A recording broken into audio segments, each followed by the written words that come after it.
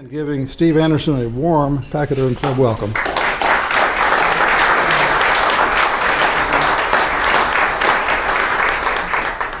Well, this is the first time I've been able to speak unfettered by the governor's press secretary looking over my shoulder. So I'm going to start with a little nugget nobody knows, and the press hasn't reported. Our governor has spent some time in prison. No one knows that because the governor won't let us promote it.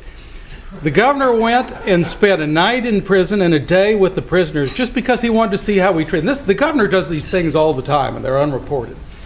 But he went, he ate with the prisoners, he slept in a cell with the same mattress and the same pillows that they use, gathered information from him to see how we were treating him. And of course he came back, picked up the worst virus, shared it with everybody in the budget office. But I want you to understand who your governor is. He is one of the best men I've ever known. He is everything you see. He is real. He cares about everyone, and sometimes that's a little bit of his problem. I think he needs some people that are hard like me around him occasionally, because he does tend to be a little soft in some areas, because he is a genuinely good man. And I think that we couldn't be sitting with a better governor than Sam Brownback. And with that, let me tell you what's been going on in Topeka, because you don't hear the whole story if you read the papers. But I'll give you a little example. The governor asked me to write a little editorial about what we had done in the time that I had been here, because my agreement with the governor had always been that I could only serve for 2 or 3 years. You know, I have provisional custody of my grandkids, which requires me to stay in the state of Oklahoma with them. So I was having to commute every weekend. And while I love the drive through the Flint Hills, I can tell you if anyone has changed their floral arrangement in their windows, I have driven it so many times. And I'd always told the governor I have to go home at some point. You know, my oldest is a senior, so that we'd arranged that I would do it this year. And so the governor said, I would like you to put out all the things we've accomplished and write an editorial. We'll submit it to the Wichita Eagle and the Kansas City Star, which we did. We didn't hear back from the Eagle. We did hear from the Kansas City Star. The Kansas City Star said, well, we'll print it, but we want to print the hometown of your budget director, basically to show that I was an out-of-state hired gun. Of course, they don't know my background. I was a proud native son of the state of Kansas, and I can probably tell every one of the editors there more about the state of Kansas than they'll ever know. So, I responded to him and said, well, that's fine, but I would hope then every time you run an editorial on Kansas, you will tell where that editor that wrote the editorial lives, because they all live in Missouri. And I said it might even be more instructive to your audience to tell them where the owners of your paper live, which is California, which might give you a little idea when you read the editorials why they are so out of touch. You know, I always enjoy being referred to as a wingnut. I think one of the local editors likes to use that term when she talks about conservative Republicans. And I would point out to her that most of our beliefs are born in the real world. Mine was born as a small businessman, having owned my own businesses, having met a payroll out of my own pocket, which I would hope that some of these editors would have that experience sometime instead of bloviating about at a cocktail party about how things would be better if we just listened to them. But, with that, I want to share with you what has been going on up there, so I think you can appreciate the way we're moving the state forward. Let's see if I can move the slides forward the same way. What I've really noticed, Winston Churchill once said that a lie will get halfway around the world before the truth has a chance to get its pants on. In modern society, it's become worse than that. A half-truth will be around the world before you have a chance to even answer to that half-truth. And part of what I see is that you see hidden editorials in news articles because you see half the story. They pick and choose data sources. There's non-reporting of relevant variables and facts. And misinformation is given legitimacy because other news entities pick up these stories as if they're fact and then cite those news stories. And that's part of what's wrong with today's delivery of news. And believe me, I'm one of the biggest consumers of papers there is. I love getting up in the morning and reading the lead paper from a number of different states, just so I kind of have an idea what's going on in those states. But over the years, I've realized I don't have a very good idea just by reading what they say. Here's some numbers you've heard. $510 million hole in the budget. That's when we came in. This is the headlines that I was greeted with. That the state will have to make up a $327 million projected shortfall in its 2014 fiscal year. That's, of course, because of our terrible policies. Our slashes in are $3.7 billion over 5 years, with state fiscal analysts projecting $2.5 billion. $250 million of that was in the first 6 months of this year. Now, these are numbers they've all trotted out there. And I think if you've read the articles, it was not designed to give you a good feeling. It was designed to make you worry about your state. Would your services be delivered? What was going to happen to us financially? Now, what really happened, here's the before and after. Here's what I walked into. $876.05 in the last fiscal year that closed just before we came in. The projected $500 million budget. Unemployment rate, second highest tax burden, and most of our counties, a large number of our counties, had significant population declines over the last decades. In fact, those of us that grew up in western Kansas have watched towns completely disappear. I think this was the nexus of why the Rural Opportunity Zone was born, and I think we've seen some success from it already. I know out in my part of the country, the Economic Development Director at Norton County has made great strides with this. He just simply drove up to Alma, which is right across the border, started knocking on doors and said, you know, if you move 20 miles to the south. He picked up a physical therapist and an optometrist just with that pass knocking on doors. Here's what it was on August 5th. Cash balance, $587.8 million. Projected surplus, and this is a conservative amount. I expect us to do better than that because we have exceeded the monthlies. 509. Now, where's this deficit? Why isn't this being reported? You'd say this should be a headline. State doesn't have $237 million deficit. They've got an excess. That's an $800 million swing. Unemployment rate has fallen. Of course, you can point to the national economy, although compare us to how much ours has fallen to some of the states like New York, and I think you'll see that we've done quite a bit better. Our tax burden is the second lowest in the region, and we are well on our way to being the lowest in the region. Job growth and population growth figures. None of this is getting reported. I doubt if you've read any of this. And what did the first 6 months of the tax cut really cost? I'll give you the calculation as the Kansas Legislative Research Department would do it. There's individual tax revenues, the estimated growth rate, 5% that we used on consensus revenue. So there's what it should have been. Now, here's the amount they estimated the tax cut to be, $248.2 million. That was when they went back and looked at returns. That's what we call static analysis, and that's what's wrong with most.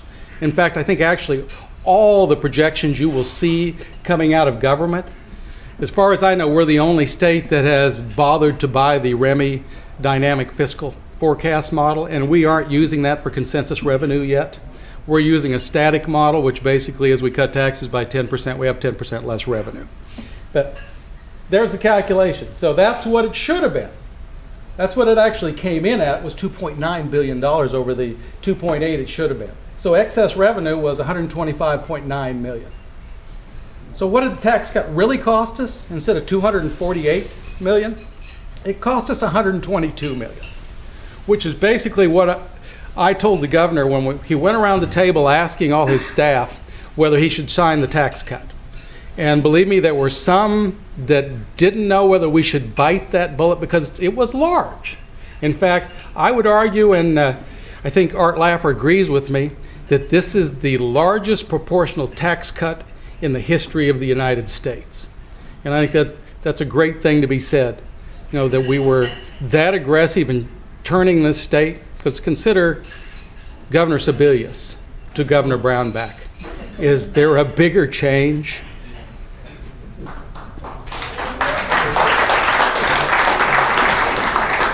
But we went around the table and asked all of us, could we do it? Should he sign it?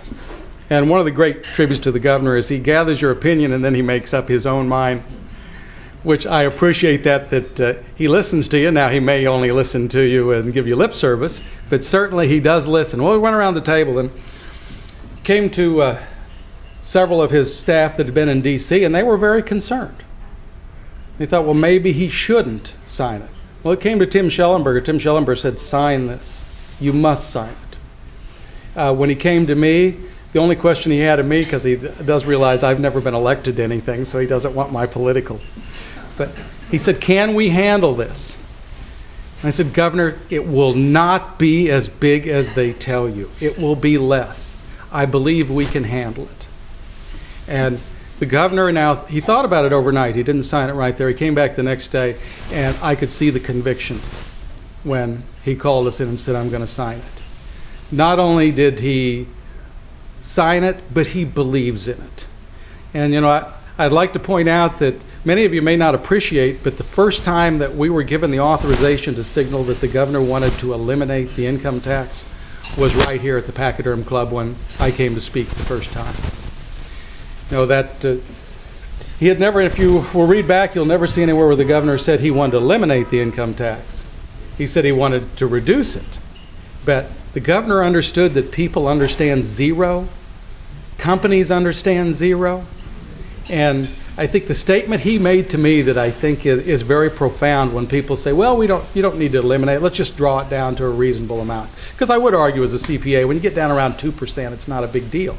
But the point he made, and I think this is very important, was if you don't pull it up by the roots, it will regrow. And that's absolutely right.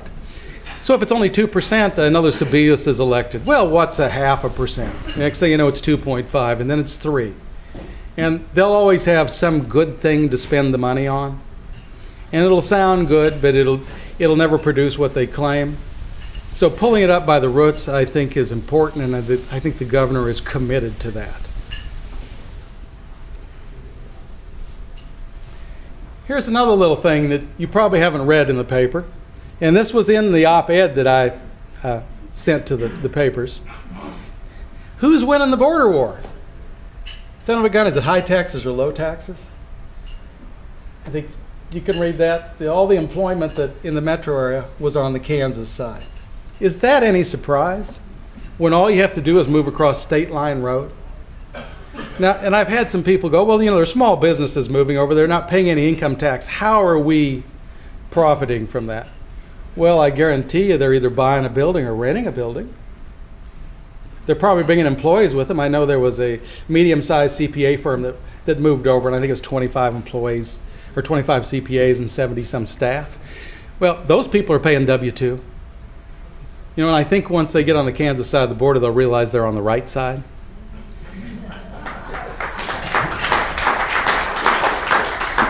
In fact, that's one of the things when the governor was, when I first met him the first time, and he was telling me where he stood. A couple of things he said, and I have said them here before, but I'll say them again in case you weren't here the first time.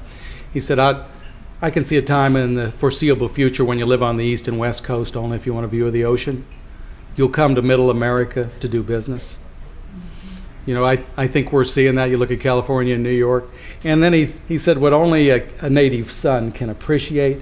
He said, I want Kansas City to be on the right side of the river. And those two things after he said that, when I called my wife and said, I'm going to break my promise to you that I'd never go back into public service again, I have to go. And of course, she has always understood my pride in Kansas. I don't think anybody who has been born and raised in Kansas doesn't have a special affinity. Those of us in Kansas realize that John Brown wasn't crazy. He was on the right side of the issue. And that's why when I read these out-of-staters writing editorials about our governor's on the right side of this issue. He understands that fiscal conservative policy is the way we save this country. But I'm guessing none of you have seen that stat. But certainly when I sent my op-ed in, I sent the citation from a third party for every one of this is, I believe, BEA staff. But they were provided citations. They print a lot of editorial numbers that they don't have citations to. Here's some inconvenient truths. The tax cut has put more money in the pockets of wage earners. Now, we didn't see the impact that I think we would have got if the Social Security tax wouldn't have gone up. It went up at the same time our tax came down, and they largely offset each other. So if you lived in another state, you actually saw a reduction in your paycheck. We managed to keep the paycheck level for Kansans. But since they didn't see the cut, and as I told the governor my experience in Oklahoma, when I worked for Keating, he put in place a series of tax cuts that were triggered by returns on revenues. And since I'm a tax preparer, every year that my people would come in and I'd do their returns, of course they'd see the Keating picture and they'd go, well, where are these tax cuts Keating promised? I said, well, they're in your paycheck. You got a reduction. Well, when you reduce something by a few percent, they don't see that. All they know is they're still paying tax. And that was part of my discussions with the governor why zero works and a lower tax doesn't. Eliminating small business income taxes encourages and supports business expansion and hiring. Well, who doesn't understand that except people who have never met a payroll out of their own pocket? I find it somewhat, of course, as a Kansan, I'm prone to cite some of these quotations. If you remember Frederick Douglass's quotation on John Brown, that people didn't understand the audaciousness, that people understand the audaciousness of someone who pursues power and fame. They don't understand it when it is in support of a hated and despised race. Well, there's a new hated and despised race. It's apparently small business and the rich. Now, I have never seen how those two are locked arm in arm, because most of my small business clients, and our firm has 1,300 of them, are not rich. They're people making a living, providing employment opportunities for other citizens. And when you give them $1, they tend to put it back in their business because that is their life. And I just have never understood the assault on small business, but it is out there. You see it over and over, and it's implied that our tax cuts somehow benefited the rich. I wish they would get out and talk to a few CPAs and tax attorneys for the returns they prepare. And I was amazed. I went to my 40-year class reunion, which kind of dates me, I guess. And a number of my old classmates came up to me and said, thank you so much for what you have done for us. And they were small business owners. And when I'm talking small, many of them were 1 or 2 employees. They said, that makes a difference in this tough economy, because it's hard to borrow money right now. But you're giving us a way to self-finance, and I want to thank you for that. And I want to tell you that was a great feeling. All the highway construction projects are on schedule. Remember, supposedly we raided KDOT, and boy, things were going to shut down. Every one of them is on schedule. In fact, I think Mike King probably is going to accelerate a few of them here. We're building a state-of-the-art crime lab, which has been needed for a long time. If you'd been to the crime lab, you'd be amazed that the defense attorney hadn't gone down there and questioned every bit of work they did. There was water leaking under the door. They had shorts in their electrical system. And that's just what you need to lose your power with the DNA samples. They had a backlog that was killing them. We had sheriffs hollering all over the state, we need to get this evidence back. Prosecuting attorneys upset. It had been a mess. Sebelius had looked the other way. Well, we took it on. We found a way to do it in a partnership with Washburn. And this will be a state-of-the-art crime lab. Also, we've created, understanding synergies, which is one of the things that the governor's been big on, consolidations and synergies, is that there's something about when a person becomes a professor and puts a sweater vest on, and the forensic scientists that they were losing at the KBI lab on a regular basis because the feds pay more, now will be adjunct professors at Washburn teaching a CSI class. And while they'll get a little additional salary, they're also going to get that the sweater vest. And from the experience in Oklahoma where this very same thing was done, and my wife was a big driver of that, she was a deputy director of the fiscal staff for the House of Representatives in Oklahoma. It has been incredibly successful. Not only did that CSI program become very profitable for the university, that their loss of scientists approached zero after it was put in place. And on top of that, they got their pick of the best of the class to hire whenever they did lose somebody. So this is a model that works great. And I don't know if you've heard anything about this. There was one article in the Topeka Daily, and that was the extent. The 2014 budget has an ending balance that exceeds the statutory requirement. Of course, why worry about the statutory requirement? The last administration sure didn't. You know, that $876.05 I quote on cash balance doesn't tell the whole story, because we are very embarrassingly one of the few states that's a cash balance state. Most states do what we call accrual, which if you spend something in June, even if the check isn't written, that's when the expense is recorded. Well, we have $200 million that we don't record that is supposed to be a June expense that we pay in July on school financing. So really, we were in the hole by about $200 million. That little inconvenient truth hadn't been told. And the K-12 part of the budget has increased by $230 million in FY 2014. Boy, you sure haven't heard that, have you?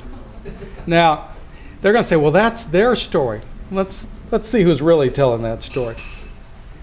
Oops, you can't see the whole thing. Well, the Government Accounting Standard Boards and generally accepted accounting principles provide the official guidelines for how you do the accounting. Now, I was the first CPA to sit in the budget office, so maybe I'm the first one to understand this. You know, it's nice to use the official third party as your guideline, but if you use them, you find out that the media reports that we reduce K through 12 funding are not the truth. It is their version. It's what the media and the court said. Now, I understand why there is some attention to the court's ruling. I don't understand why we aren't allowed to use the Governmental Accounting Standard Board's pronouncement. And I will tell you, there will be, how important is GAAP and GASB? Ask Illinois, New Jersey, state of Kansas. I'll tell a little story about the state of Kansas here in a bit. Harrisburg, PA, and a school district back east, all who have been indicted on a cease and desist by the SEC because they violated GASB and GAAP. And I think you're going to see increased SEC enforcement in the bond municipal securities markets, because there are financial statements out there that no one should have been able to generate bonds on. Some of these city bankruptcies we're seeing, if there had been true transparency, true GAAP and GASB accounting, the public could have seen it coming. Now, I will tell you, 80% of our school districts in this state don't even have a balance sheet. My firm audits a number of school districts, and there is not, to my knowledge, one school district that is fully GASB and GAAP compliant. They use what we call OCBOA, other comprehensive basis of accounting. What's wrong with that is you can't compare one school district to another school district, and you certainly can't cross state lines and compare them. You lose transparency and comparability. That is a license to be inefficient. And it's also a license to steal. If you want to find where most of your corruption occurs, it's in those states that have the worst accounting. Typically, whenever I start talking about GASB and GAAP, everybody goes to their happy place. But I will tell you, there's some, for 10 years behind the scenes, I've been working on what is the new GASB 67 and 68. And many people may not know here, but GASB 34, which is why we all know about the pension debts, in the year 2001 was supposed to be put in place. And there was a tremendous pushback because the politicians and the bureaucrats realized once we knew how big the pension debts were across this country, that there would be a hue and cry to end the defined benefit plans. So GASB was on the verge of not doing it. And when Tom Daxon, Secretary of Finance in Oklahoma, who was a CPA, sat on a GASB advisory board, came to us and said, well, it's going to be difficult to do, but we're going to do it. So we did it. And once we proved it could be done in Oklahoma, every other state had to do it. They couldn't do the argument that they were arguing it was too difficult. Well, we did it in Oklahoma, you can do it. Well, that's why for the last decade, you've been seeing this drumbeat about how big the pension debts are. Well, believe me, GASB in 67 and 68 are even better. They roll the unfunded liability to the creator of the unfunded liability. In the case of CAPERS, the great part of that is the school districts. So the school districts who to this point have been separated from the debt they've created now will have to put that on their balance sheet. I did a quick calculation just on the back of a napkin, and it's somewhere 500 to 550 million that USD 259 will now have to put in their balance sheet. If one doesn't think that the bond raters won't take that into account when they see it, I think you're wrong, because they will. And this is going to bring a pressure now for our school board members who have largely been disenfranchised and uninterested in us correcting the pension systems. I think they will certainly have a greater interest. And when they see the cease and desist indictments that are going out from the SEC, including one that's already gone to a school district, I think they will be incentivized to join us in a fix on the pension plan. And the only fix is a conversion to a defined contribution for at least new members. There is no other fix that works. Now the arts, and this was an interesting one. Boy, I really got a taste of how it works when it came to the arts. Now, there was a great positive for the arts. It sucked so much air out of the room in Topeka the first year we tried to eliminate funding that they hardly noticed anything else we were doing. That $750,000 on the arts, you'd have thought we were shutting the whole state down. But this is what I was talking about, that when they report data as if it's actually data. The Americans for the Arts, which when you check into who funds those, it's interesting. I recommend anybody's got a computer here, look them up and look at their funding group.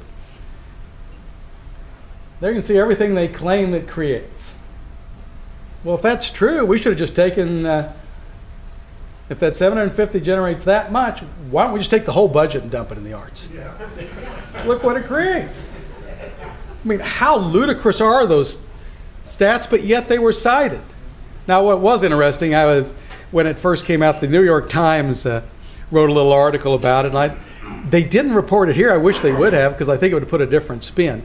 They interviewed a woman from Lucas who was complaining about losing her $2,000 of funding. Now, her art shtick was that she had miniatures of the world's great exhibits. And one of them that she cited in there was she had a miniature of the world's largest ball of twine. Now, I have to tell you, if anybody's got any lint in their pocket, we can create a miniature of the world's largest ball of twine. Is that really where we want to take hard-working citizens' money and spend it? Now, that's the way that story should have been told, if you ask me. You never saw that out there. It was devastating the art community. You know, that's, as I was telling my staff, said, if you hear about any arts, let me know, because we're trying to eradicate them. I'll get out there and address it individually. You know, that it makes you shake your head on that reporting. I don't know if you all followed through that, but you know, they didn't mention, and this is one of the things that we made clear, is that we could take 42 children off the developmentally disabled waiting list with that money. Well, they'd rather spend it on arts. And they also didn't point out, if you go read the NEA regulations, they can give matches if they want to give it. In fact, they can give money without even a match, and they do it regularly. Far greater than what they were giving the state of Kansas. The NEA just chose, and this was a political fight, to go ahead and cut us off because they knew they'd get good PR. And in fact, they did win that war. Some people amongst the governor's staff actually went to him and argued that Anderson's a little too right-wing here. We need to create a funding center, and we'll run it through the Eco-Devo in Commerce. Which, you know, that was I guess if government's compromised, that's the way it works. And so to me, that was an acceptable compromise. Now, I just noticed that just recently, have anybody been able to cover the economic development hurdles and actually get a grant from us? But I still think it's a ludicrous concept that we are taking citizens' money and spending it on art. And I will tell you, where I've spoke out of state, a number of conservatives have come up to me and said, why did you pull off that? We were all getting ready to follow suit, because at some point we've got to have the argument about essential and non-essential functions of government and focus our money on the essential and take the money from the non-essential and give it back to the citizens.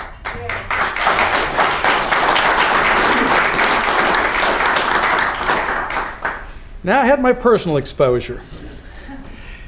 And this one has, you know, especially for a person like me who prides himself in his numbers. Now, You would have thought if you read the articles on the $2 billion error that was made on the chart the governor had, that I was right in there. And it probably was my number. And of course, the bloggers and the leftist sites picked it up and said, well, this is exactly the way that the conservatives work. They manufacture and give improper numbers, and it was just used to discredit the governor and I. Now, let's talk about what they didn't report and what they did know. Here's what they knew. Here's the email.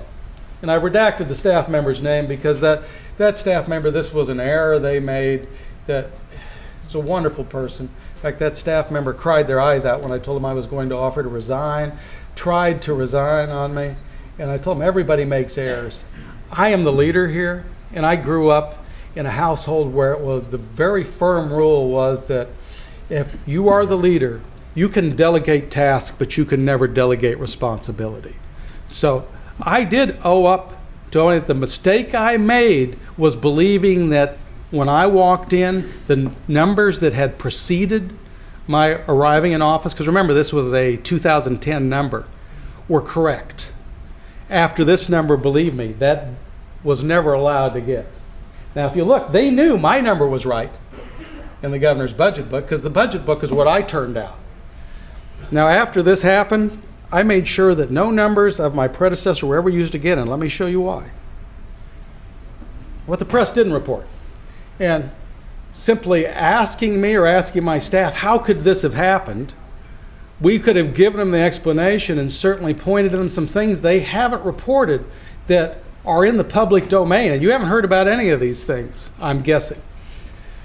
Once it was a file created prior to me getting there. Now I will tell you, in the CPA world, we don't have dead files. It was a dead file, one where you went in and actually data entry.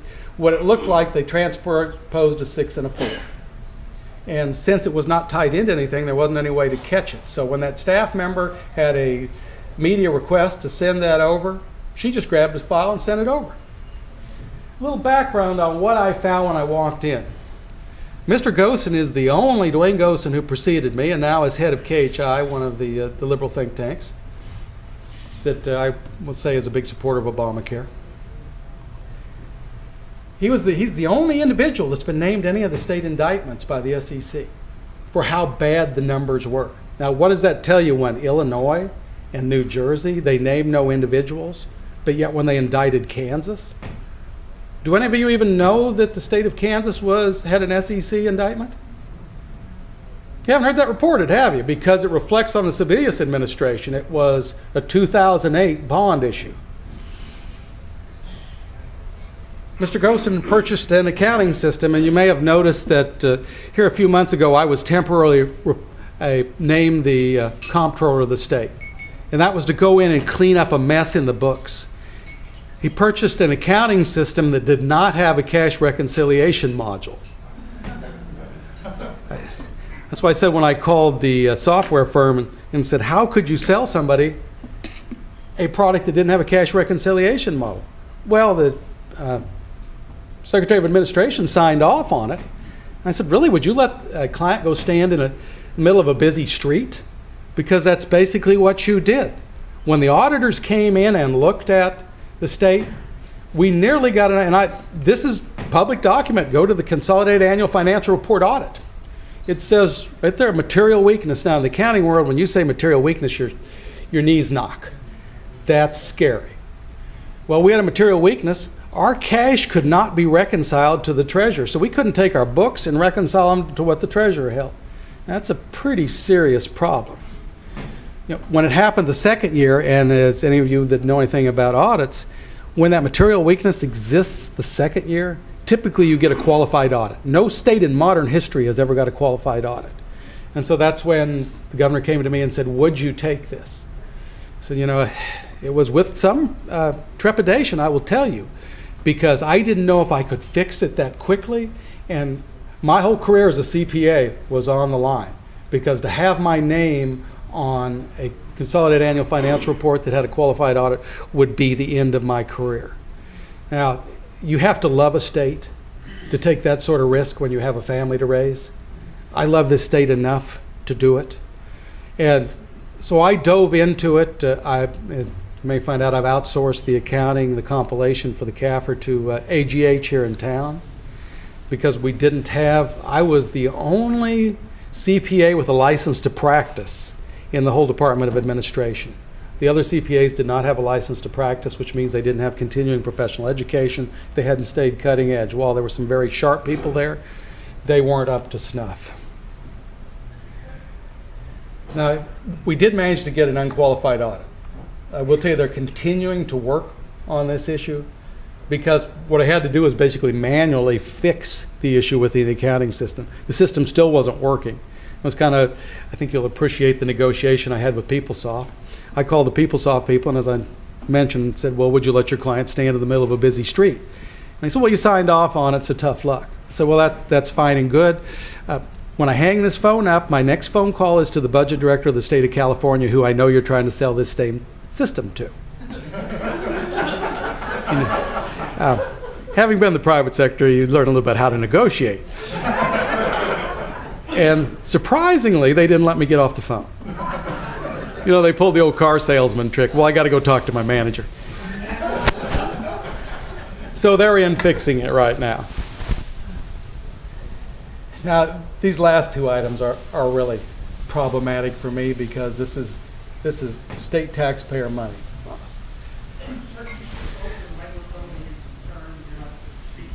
Okay, it's not carrying well back there? Okay. We have the off-budget items are very questionable. When I walked into the state, you know, as somebody who's been an auditor and been a CPA for a long time, numbers talk to me in ways they don't talk to other people.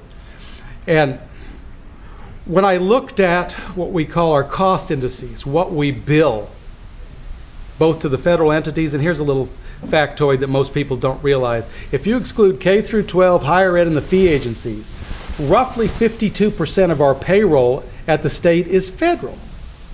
That's because all the regulatory things they have rolled down to us, from Medicaid to EPA. And what they do is they bait you by giving you money to take on that role. So over half of our payroll was federal. So prior administrations had figured out, well, we'll just gouge the feds. Now remember, that's you too, it's your federal tax dollars, by overbilling them.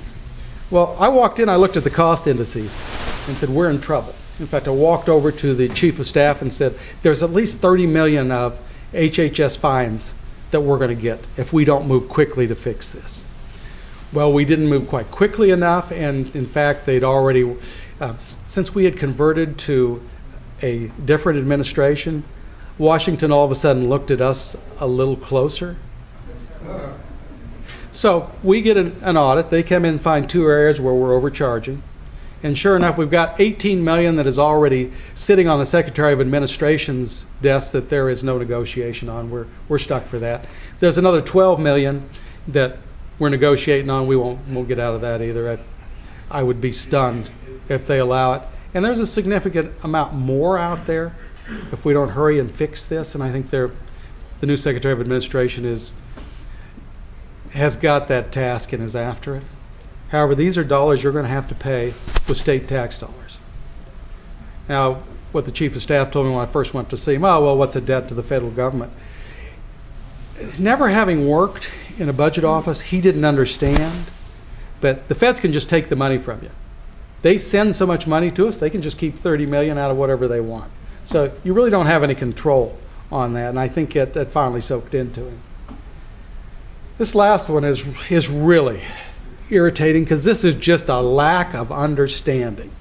Sitting on Dale Dennis's desk is a letter from the Federal Department of Education saying that, yes, you missed $21 million last year that you could have billed us for. Unfortunately, 2 years ago, that window closed.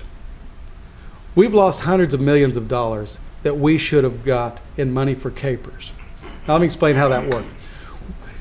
And people may not understand this, but the special ed teachers are paid by federal money. That flows through. Now, the feds have an agreement under OMB A-87. They will pay their unfunded liability when you pay yours. Well, we have a appropriated amount last year was over $400 million that we target to paying off the unfunded liability. part of that should have been federal money. At the state level, we run it through the state payroll, so we pick up those federal salaries. The school districts, many of them are so Neanderthal, they couldn't calculate it. So they just all forgot about it. Don't worry, but let the taxpayer pick up the dollars. So literally, by not understanding this, and as I told them, we will handle the billing if necessary. Of course, once I found out it was capped 2 years ago, we can't do anything about it now.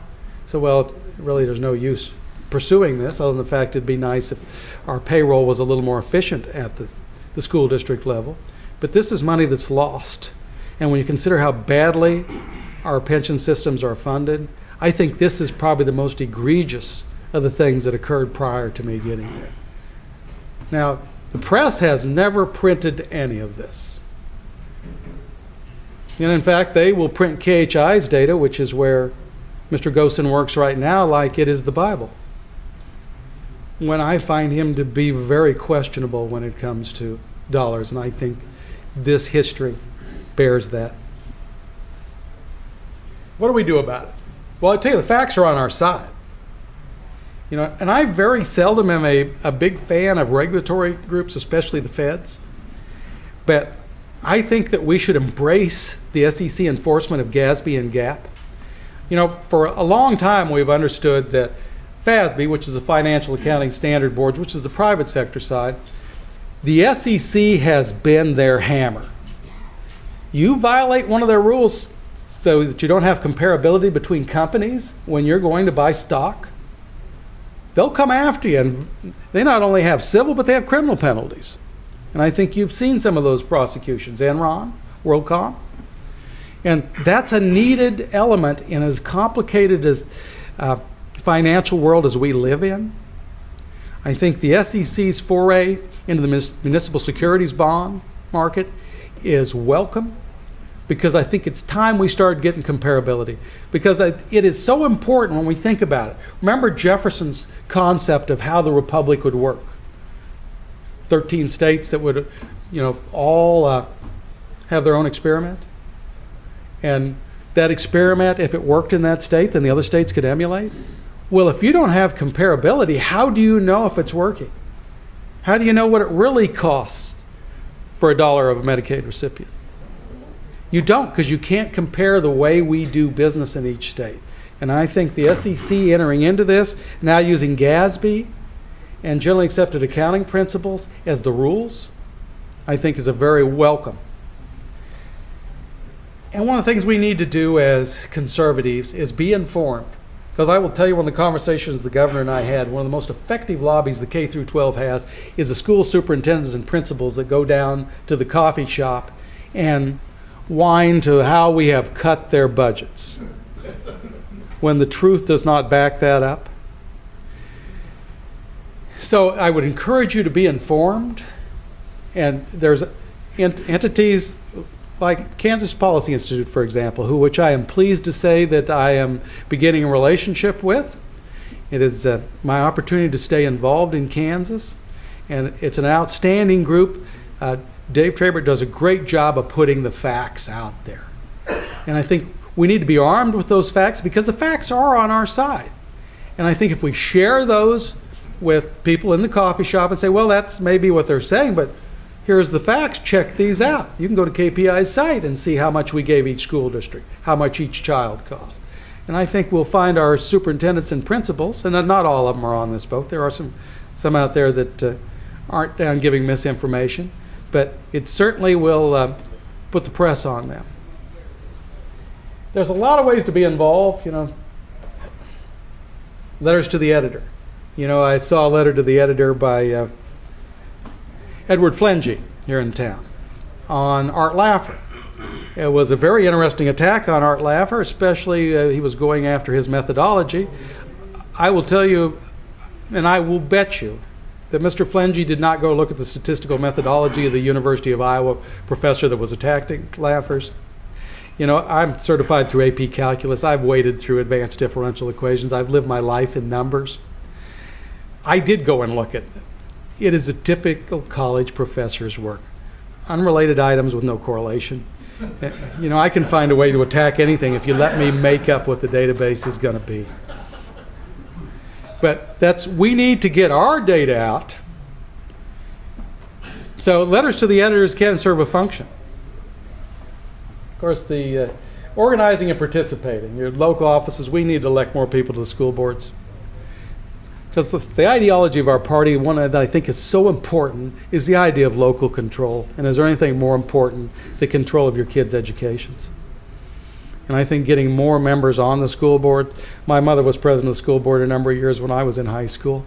And I know that even though she was a liberal Democrat, she still was a little bit fiscally conservative, which I will also say, here's an interesting little fact.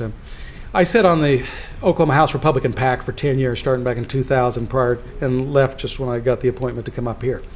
We ran a poll in 2000 to try to understand the general population in Oklahoma. Anybody over 18, we had them poll. We wanted a bank of questions, and then we wanted a profile from that bank of questions. No push-pull, just we want to know who they are. Anybody over 18, we don't care if they vote or not. We don't care if they're Republican, Democrat, or Independent. We want them polled. We want to understand it. When it came back, 82% of Okies polled as fiscally conservative. You know, when you ask questions about, do you think you should spend more than you bring in? The general population is with us. We've just not done a good job of communicating it. The fiscal issues are on our side, and we should continue to pound those. I think that's part of why we changed our whole way of approaching campaigns in Oklahoma after that on the PAC. We started doing a lot more education with our candidates about fiscal conservatism and ran a lot more fiscally conservative ads. Oklahoma became the reddest state in the union. I don't know if you knew, but from 1907 to 2002, 1907 was statehood, the Democrats controlled both chambers from statehood to 2002. But when we changed that message and changed the way we did government, I think Keating really led that. That's one of the things I liked about working for Frank Keating. He wasn't going to run for office again. That's what he told me when he offered me the appointment. He said, since I'm not running for office again, we're going to shake things up.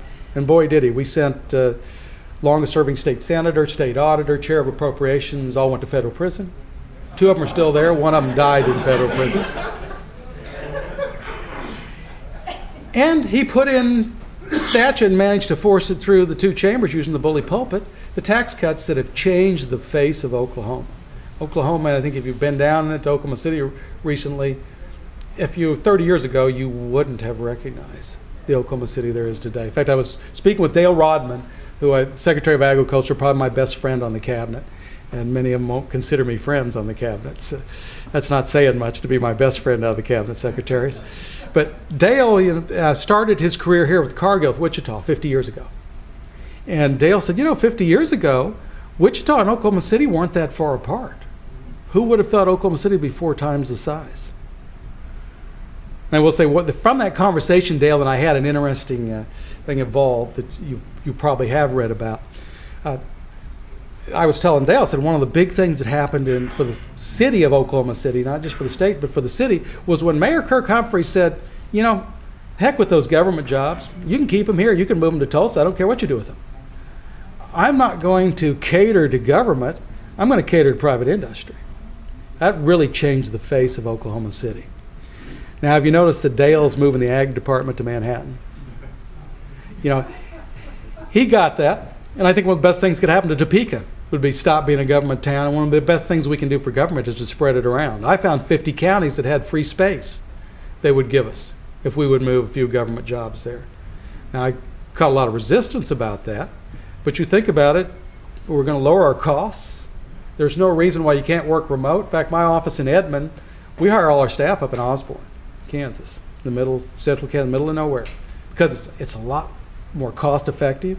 We bought the place up there for $6 a square foot. I pay $17 a square foot rent in Edmond.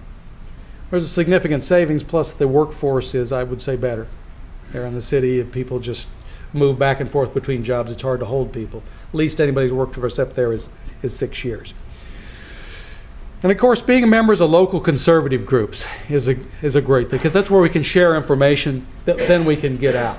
And I think this is the Pachyderm Club. I couldn't be more thrilled to have the opportunity to speak here as my kind of exit speech, because I think this is a great group.